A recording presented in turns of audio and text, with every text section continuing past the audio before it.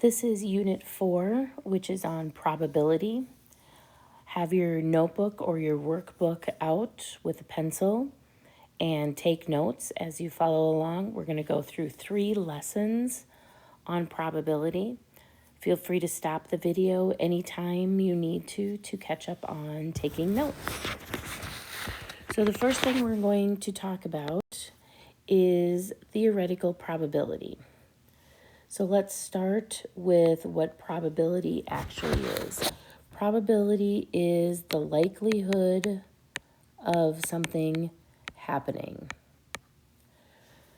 We look at a scale that we have here, goes on up. If something is impossible, there's 0% chance of it happening. For example, having Mrs. Hovey give absolutely no homework for the rest of the year. That's pretty much impossible. We look on the other side where something is certain, which is 100%. For example, having a name of a day ending in DAY. You've got Monday, Tuesday, Wednesday. They all end in DAY. That is certain to happen. Then we think about something that is half and half. It is equally likely to happen. Flipping a coin, you have heads, you have tails. They're equally likely to happen. Then we have the gray area, the ones that fall in the middle. If it's less than half, but more than impossible, somewhere in there, it's unlikely to happen. If it's over 50, but less than 100, so you have a better than 50-50 chance, then it'll be likely. So likelihood is one way we talk about probability. So let's do some examples. And again, think about that scale from 0% to 100%. We're going to put 50% kind of sort of in the middle, sorry. So let's take a look at these and see what we have. What is the likelihood of getting into a car accident? Well, it's not 0, it's not 100, it's not even 50-50. When you get into a car, you're more than 0, but you're definitely less. This would be unlikely to happen. It could happen, but it's not very likely. Same thing with winning the lottery. If I buy a ticket, I have a chance. Not much, but it is unlikely to happen. Flipping a coin, we talked about this one. You have heads, you have tails. This would be equally likely to happen. So we'll just put down equally likely. Roll 2 dice and get a 7. Well, we think about all the ways to get a 7. If we roll 2 dice, we have a 1 and a 6. We have a 2 and a 5. We have a 3 and a 4. We have a 4 and a 3. We have a 5 and a 2. We have a 6 and a 1. So that's more than half. This would be likely to happen. 7 is the most rolled pair of numbers. Finding a 4-leaf clover, kind of like winning the lottery. It's not 0, but it's very unlikely to happen. 70% chance of rain. Well, we already have a percentage in there that falls above 50 but below 100, so that is likely to happen. Rolling 1 dice and getting an 8. Well, there's only 6 sides, so we're not going to get an 8, so that would be never happen. There are 7 days in a week. Well, Monday, Tuesday, Wednesday, Thursday, Friday, Saturday, Sunday. This would be certain.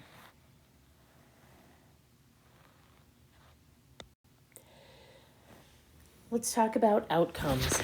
Outcomes are the possible results of an experiment. So, for example, rolling a die. There are 6 outcomes because we have 1, 2, 3, 4, 5, 6 on a die. So there are 6 outcomes. Flipping a coin, we have heads, we have tails. There are 2 possible outcomes. So we're going to use those as we talk about our two different probabilities. So let's start with theoretical probability. This is the first definition that you really need to know. This is probability based on reasoning and mathematics, or we could say facts and mathematics, one of the two. On top, we have our number of favorable outcomes. This is what we want, and we put that over our possible outcomes. So we have what we want, how many times we got what we want, sorry about that, over all the possible outcomes that there are. So let's look at the dice examples. Rolling a 6. Well, we know there are 6 possibilities, 1, 2, 3, 4, 5, 6, and only one of them is a 6. So that is our theoretical probability of rolling a 6. How about rolling an even number? Again, we have all 6 numbers. We have 2, 4, and 6 that are even. So that's 3 possibilities. That's 3 out of 6. So we're going to simplify that, and our answer is 1/2. Let's take a look at the spinners. This spinner. We have 8 different sections. So our bottom number on every single one of these is going to be 8 because there are 8 possible outcomes. But let's take a look at what we want. So for the first one, we want to spin a 7, 5, or a 6. Well, here's our 5. And here's our 6.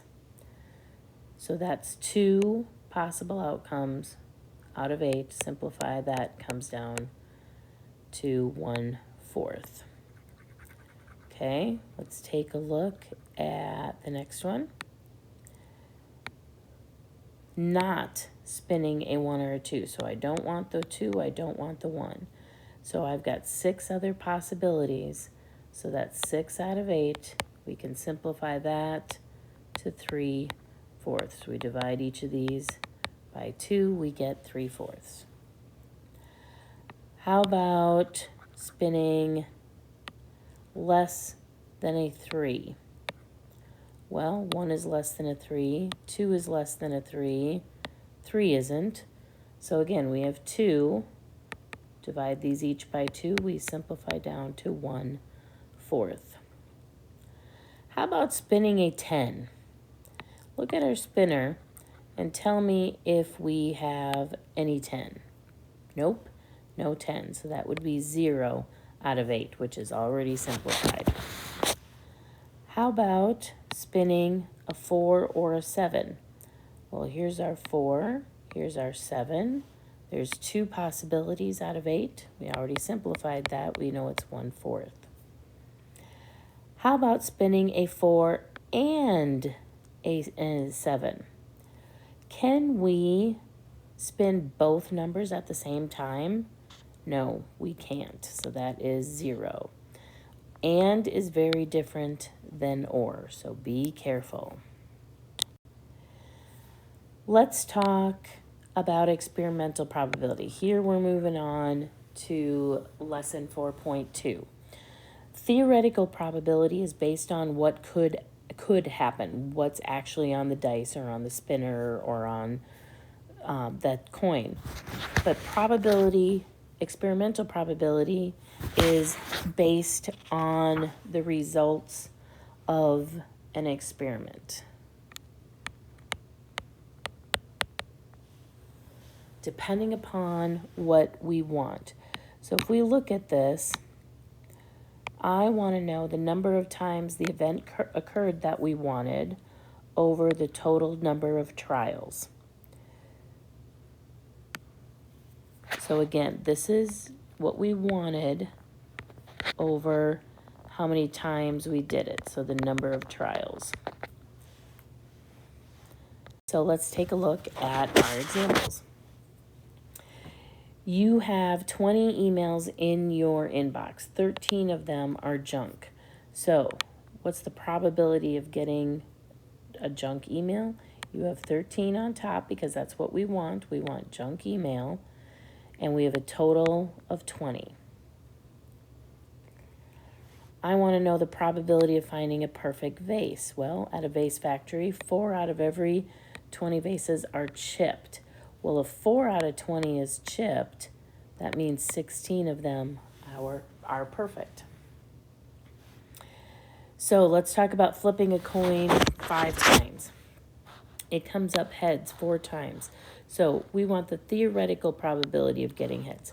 Theoretical, last lesson, we have 1 out of 2. We have heads and tails, so we have 2 possibilities and only one of them is heads.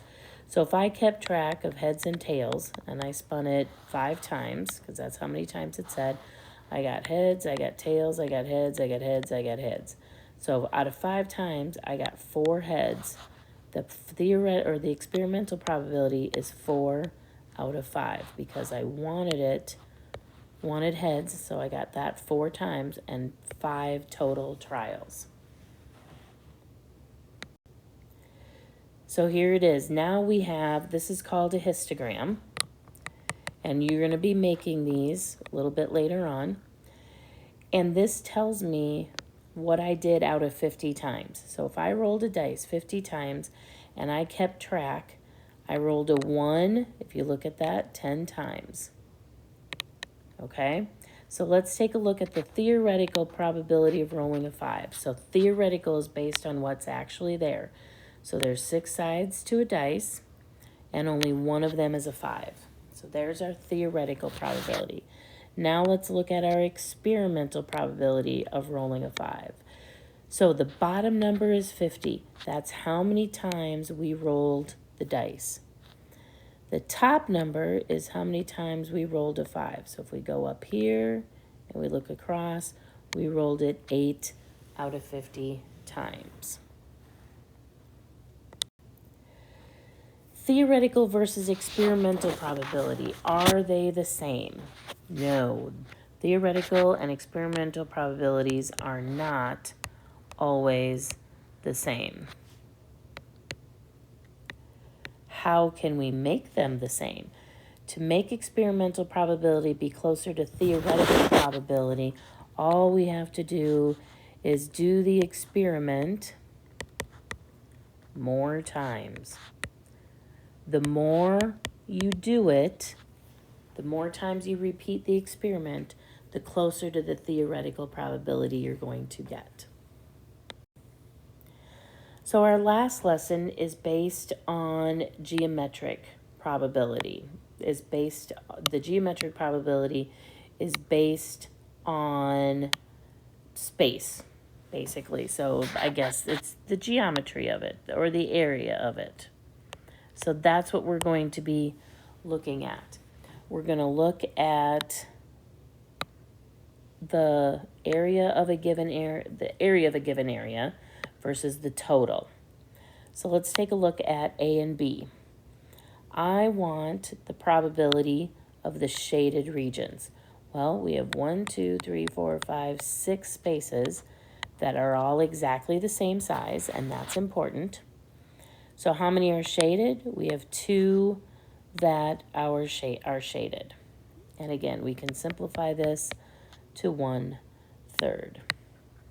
So now let's take a look at how many are the white regions. Again, we have 6 total. We have 1, 2, 3, 4 that are white. And again, simplify this to 2/3. Same thing with B. B is also 4 equal parts. Not also, because the other one had 6, but we have 4 equal parts. I want the shaded regions and the white regions. Well, shaded, there's these 2. And again, we can simplify that to 1/2. White regions, there's 2 of those. Again, we can simplify to 1/2. We're looking at the space. So let's take a look at one letter C here, which are uneven. So these are not the same sizes. I can make them into the same size. I'm going to use yellow, a really light color here. If I go straight across all the way through and make equal spaces, pretty equal. It's not perfect. I understand that. We have 1, 2, 3, 4, 5, 6, 7, 8. So I have 8 equal spaces now. How many of them are 3? I want to know my probability of spinning a 3. Well, I've got this one and this one that are in that 3 region. So I've got 2 out of 8, which is 1/4 if we simplify it. And if you look at our whole thing, that region is 1/4 of the circle. How about not spinning a 2 or a 3? So I don't want the 2 and I don't want anything in the 3. So that took up 1, 2, 3 regions out of the 8, which is our probability. We could even compare geometric spaces. So if you look at our 2 spinners in letter D, we have spinner A, which is separated into fourths. We have spinner B, which is separated into thirds. Which one is more likely, spinning a green, which is this spot right here, or spinning a 2, which is this spot? So spinning a 2 would be 1/4. Spinning a 3 would be 1/3, or spinning a green, I'm sorry, would be 1/3. Well, which one is more likely? 1/3 has more space, so spinning a green would be more likely. Let's erase this. Let's do the next one. Which is more unlikely? This is the one I want the least now. Spinning a 1, which again is 1/4 over here, or spinning a blue, which is down here. And again, it's 1/3. Well, if we said that the 1/3 was more likely, then spinning a 1 would be more unlikely. Look at the space that they take up.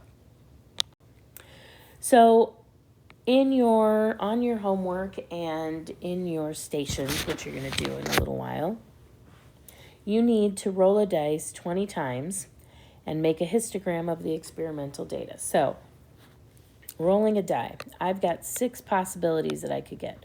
1, 2, 3, 4, 5, 6.